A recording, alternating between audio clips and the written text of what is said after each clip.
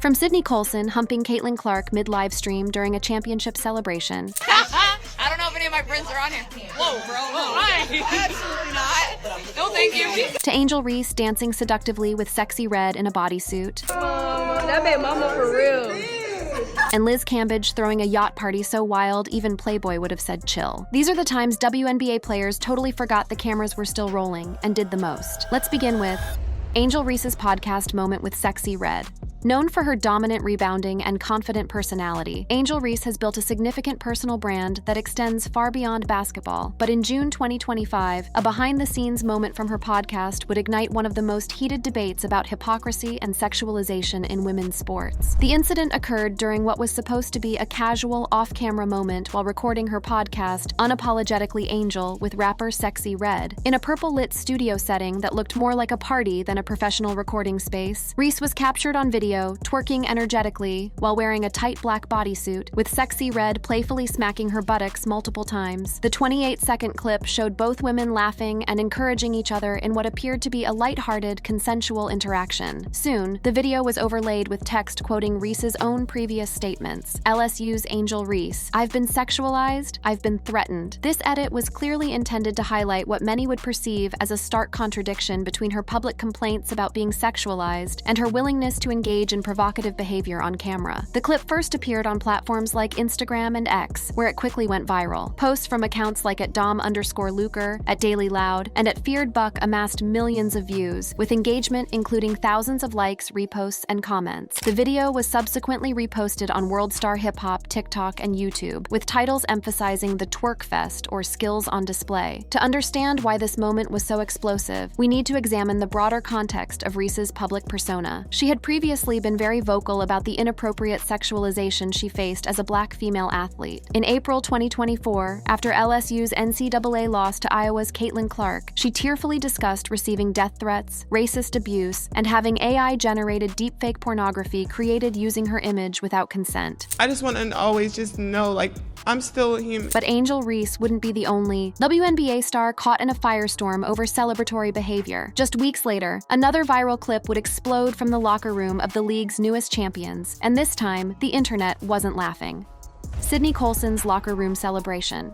On July 1st, 2025, the Indiana Fever had just defeated the defending champion Minnesota Lynx 74-59 to win the WNBA Commissioner's Cup championship game. This marked the Fever's first title since their 2012 WNBA championship and earned the team a $500,000 prize pool. The locker room was electric with celebration. Players were popping champagne bottles, wearing ski goggles for protection during sprays, and engaging in the typical post-championship festivities. Coaches were even chugging drinks directly from the Commissioner's Cup trophy, while players like Sophie Cunningham were twerking in front of cameras and the team was shotgunning beers. But it was during this euphoric moment that veteran guard Sydney Coulson, known for her humor and comedic personality, made a split-second decision that would overshadow the team's historic achievement. Parts of the celebration were being live-streamed on Instagram, specifically from Coulson's account, which drew over 2,000 viewers at times. The incident unfolded when rookie sensation Caitlin Clark, who had been sidelined for the game due to a groin injury, was bent over near the camera, engaging with fans about the victory. At that moment, teammate Sydney Coulson approached her from behind without warning and simulated a humping or dry hump motion in a joking manner. I don't know if any of my friends are on here. Whoa, bro. Why? Absolutely not. No, thank you. The moment was captured and shared widely across social media platforms. One X post garnered over 2.8 million views, with reactions ranging from amusement to outrage. The incident quickly became a lightning rod for broader discussions about appropriate behavior, workplace conduct, and the unique dynamics of women's sports. Positive reactions focused on the playful nature of team dynamics. Many fans described it as a naughty or cheeky teammate prank, with supporters giggling and sharing clips widely. Some described it as hilarious, or noted that Coulson jokingly dropped into the doggy-style position, emphasizing the fun atmosphere of the celebration. And just as the dust began to settle around Sydney Coulson's locker room antics, Angel Reese found herself back in the spotlight. A second twerking video surfaced, this time from a training camp, and it reignited the same fiery debate: empowerment or hypocrisy? Angel Reese's training camp controversy.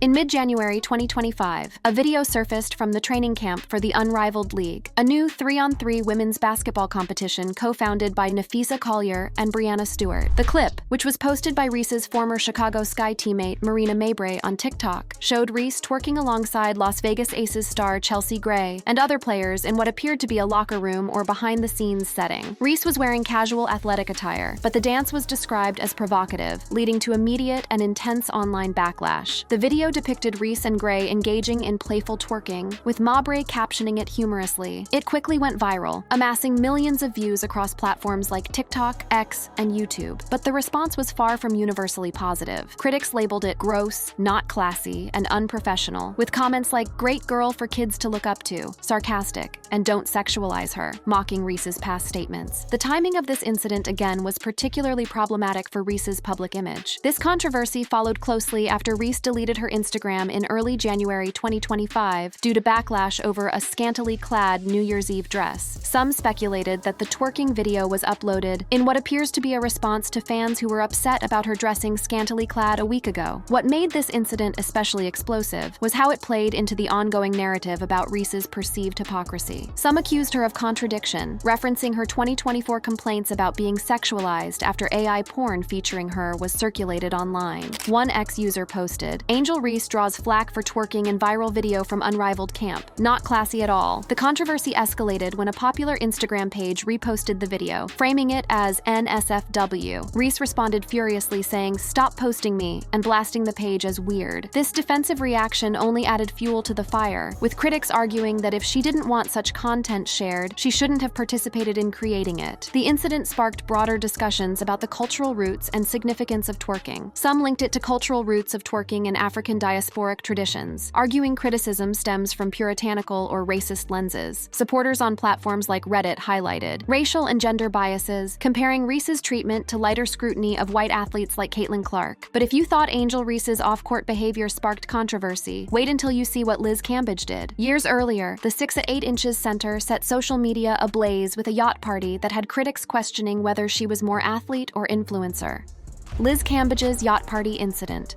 In early February 2021, Cambage posted a video on Instagram during a champagne-fueled yacht party that would add another layer to her already controversial public persona. The video was filmed during a boat party on a yacht in St. Bart's, creating a club-like atmosphere with music, dancing, and flowing alcohol. Cambage, wearing a black bikini, was shown twerking while a friend sprayed her with champagne. She was partying with a group of friends, including MMA fighter Valerie Lareta, WE star Kelly Kelly, Barbie Blank, and others, in what appeared to be a carefree vacation moment. The 6'8" center, known for her imposing presence on the court, seemed to be letting loose and enjoying herself in a tropical paradise. Additional posts from the trip included jet skiing, sunbathing, and group dancing, painting a picture of a successful athlete enjoying the fruits of her labor during the off-season. However, the dancing video was widely described in media as twerking and letting loose, with some outlets framing it as provocative or cheeky. While the initial articles from sources like news.com.au and the New York Post didn't explicitly detail widespread backlash at the time, social media commentary around the period interpreted it as contributing to what critics called a hypersexualized image. The criticism was particularly pointed given the timing and context. Some ex-users mocked her dancing style, with one post calling it a strugglist twerk, while another said it made my day, in a lighthearted but objectifying way. This fit into ongoing discussions about Cambage's public persona, where she had been addressing societal pressures on female athletes regarding sexuality. What made this incident particularly complex was how it intersected with Cambage's previous advocacy work. In a Playboy interview referenced in related coverage, she had spoken about embracing her body after posing topless and nude for ESPN's Body Issue, pushing back against critics who sexualize her 6'8" frame. The yacht video surfaced amid early 2021 scrutiny over her career and personal choices, amplifying perceptions that she was prioritizing a party girl image over professionalism. The incident occurred during a particularly sensitive time in Cambage's career. She was preparing for the WNBA season and the Tokyo Olympics, and the video contributed to a narrative that she was more focused on social media attention than athletic excellence. Early 2021 scrutiny over her career and personal choices was already mounting, and the yacht party footage added fuel to existing concerns about her priorities and professionalism. While Cambage's controversy was mostly about perception, in a completely different part of the world, Brittney Griner's decision to return to Russia would turn into one of the most terrifying ordeals any athlete has faced in recent memory.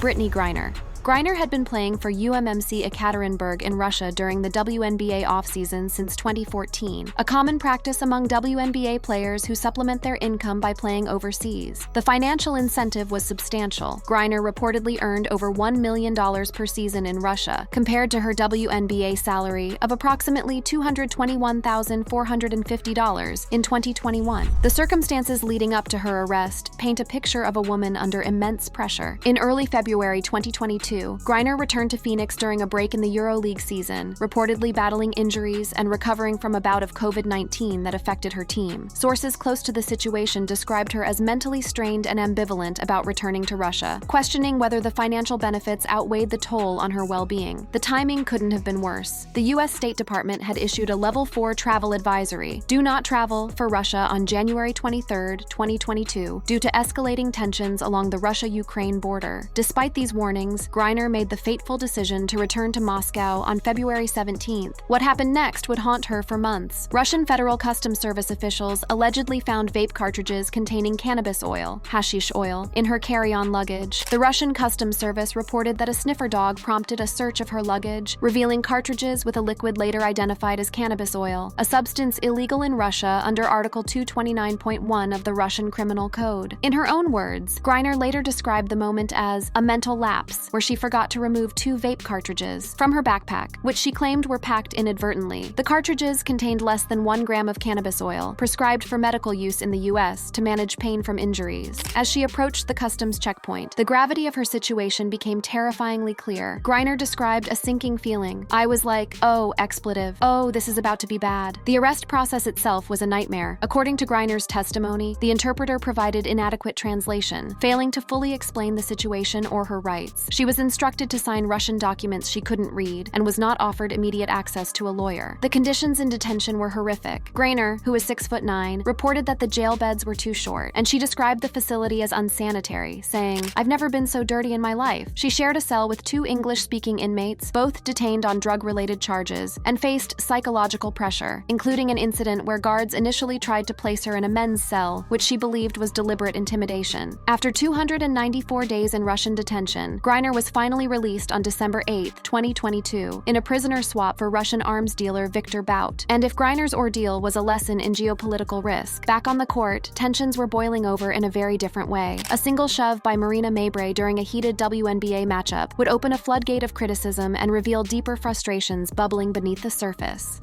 Marina Mabrey. The stage was set for drama at Cambage Fieldhouse in Indianapolis. The game was part of the WNBA Commissioner's Cup, with both teams fighting for positioning. The contest was marked by physical play, with earlier tensions in the second quarter when Clark and Sheldon exchanged words, setting a contentious tone. The incident that would dominate headlines began with what seemed like a routine play. With just under 5 minutes remaining in the third quarter, JC Sheldon in the background poked Caitlin Clark in the eye while defending her, resulting in a personal foul. Clark, reacting to the contact, shoved Sheldon. That's when Marina Mabrey decided to insert herself into the situation. Marina Mabrey then approached Clark from behind and forcefully shoved her to the ground, prompting a brief scuffle involving players from both teams. The impact was immediate and visceral. You could feel the energy in the arena shift as fans processed what they had just witnessed. The immediate officiating response seemed almost inadequate for the severity of what had just occurred. JC Sheldon was assessed a flagrant 1 foul for the eye poke. Caitlin Clark and Connecticut's Tina Charles, who approached Clark during the exchange, received technical fouls for unsportsmanlike conduct. Marina Mabrey was issued a technical foul for shoving Clark. Fans at Cambage Fieldhouse booed the officiating decisions, particularly the lack of an ejection for Mabrey, and continued to boo her on subsequent possessions. The crowd's reaction was telling. They understood the gravity of what had happened, even if the officials seemed to initially miss it. But the WNBA wasn't done reviewing the incident. Following a review, the WNBA upgraded Mabrey's technical foul to a flagrant 2, which carries an automatic fine of $400. Had this been called during the game, Mabrey would have been ejected. No suspension was issued. The aftermath was perhaps as revealing as the incident itself. During an Instagram live session with teammate Sania Rivers, Mabrey addressed the incident, stating, "Damned if I do, damned if I don't." This brief statement encapsulated the impossible position she found herself in, facing criticism regardless of her actions or explanations. The public reaction was swift and intense. The incident generated significant attention on social media, particularly on X, where fans and commentators expressed varied perspectives. Many fans were frustrated that Mabrey was not ejected, with posts garnering high engagement. For example, one post with 1.6 million views called the lack of ejection absolutely unbelievable. Some suggested Clark, as a prominent WNBA figure, faces unfair targeting. Fever coach Stephanie White offered context in her post-game comments. It was pretty obvious that stuff was brewing. When the officials don't get control of the ball game, when they allow this stuff to happen, and it's been happening all season long, this is what happens. You've got competitive women who are the best in the world at what they do. When you allow them to play physical and allow these things to happen, they're going to compete and they're going to have their teammates' backs. And if Marina Mabrey lit the match, DiJonai Carrington kept the fire burning. In the span of just a few days, she went from playoff physicality to media confrontation, forcing the league to reckon with an entirely different kind of off-court blow-up. DiJonai Carrington. DiJonai Carrington of the Connecticut Sun found herself at the center of not one, but two controversial incidents during the 2024 playoffs that would define her in ways she never intended. The first incident occurred during the heat of competition. On September 22, 2024, during Game 1 of the WNBA playoffs, DiJonai Carrington of the Connecticut Sun accidentally poked Caitlin Clark of the Indiana Fever in the eye, resulting in a black eye for Clark. Multiple reports, including statements from Clark, indicate it was unintentional, with no foul called during the game. What made this incident particularly noteworthy was Clark's response. Clark herself stated post-game, "Obviously got me pretty good in the eye. I don't think it affected me." She emphasized that it was part of the physical nature of playoff basketball and did not impact her shooting. Despite finishing with 11 points on 4 for 17 shooting, Clark laughed off any suggestion of intent, saying, "It wasn't intentional by any means, just watch the play." But it was what happened 3 days later that would truly put Carrington in the spotlight for all the wrong reasons. On September 25, 2024, before Game 2 of the playoff series, Carrington confronted a group of journalists, including Christine Brennan from USA Today, Scott Agnes from Indianapolis Fieldhouse Files, and Chloe Peterson from Indianapolis Star in the catering area. According to an excerpt from Brennan's book On Her Game, Caitlin Clark and the Revolution in Women's Sports, published in July 2025, Carrington poked her head through a gap in black curtains and raised her voice, yelling, "Why are you talking shit about Nalissa?" and "You're saying she's a bad teammate?" The confrontation was deeply personal. She specifically accused Brennan of making negative comments about Nalissa Smith, her partner and a forward for the Fever. This confrontation was in response to media discussions about Smith's role, particularly her being benched for Temi Fagbenle in the series. Social media posts from around the same time, such as one from @Whitlock Jason on X, noted, "Good Lord, they have to sit Nalissa Smith because she can't play against DiJonai, her lover." WNBA, suggesting public and media speculation about the impact of their relationship on team decisions. The situation became even more complicated when the story eventually came to light. Later, when Brennan's account was published, Carrington disputed it, calling the story a lie and cap on social media, using emojis to emphasize her denial. She also hinted at potential legal action for defamation, stating, "This is defamation of character." The WNBA Players Association issued a statement critiquing Brennan's reporting, adding to the controversy. While DiJonai Carrington case was really dark, Sedona Prince's story would dive into something much darker. Behind the viral activism and NCAA spotlight lay years of disturbing allegations that would forever change how fans saw her.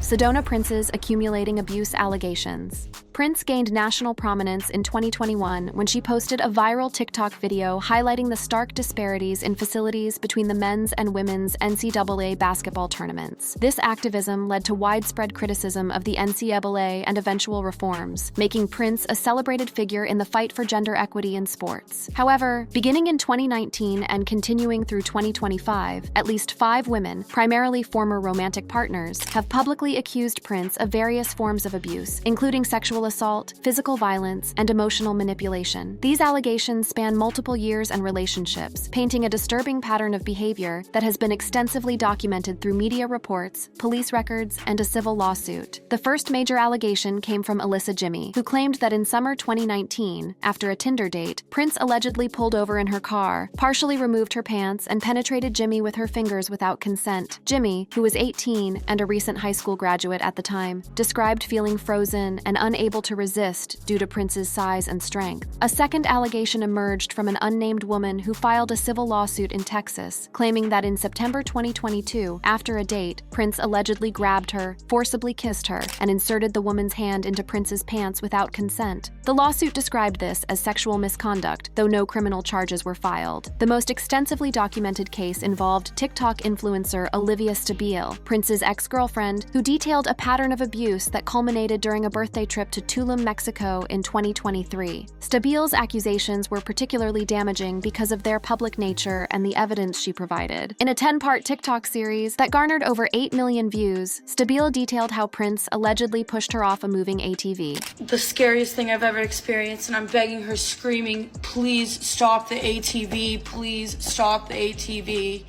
And she stops it as hard as she can, shoves me to the ground, looks me dead in my eyes, and then takes off and leaves me in the pitch black.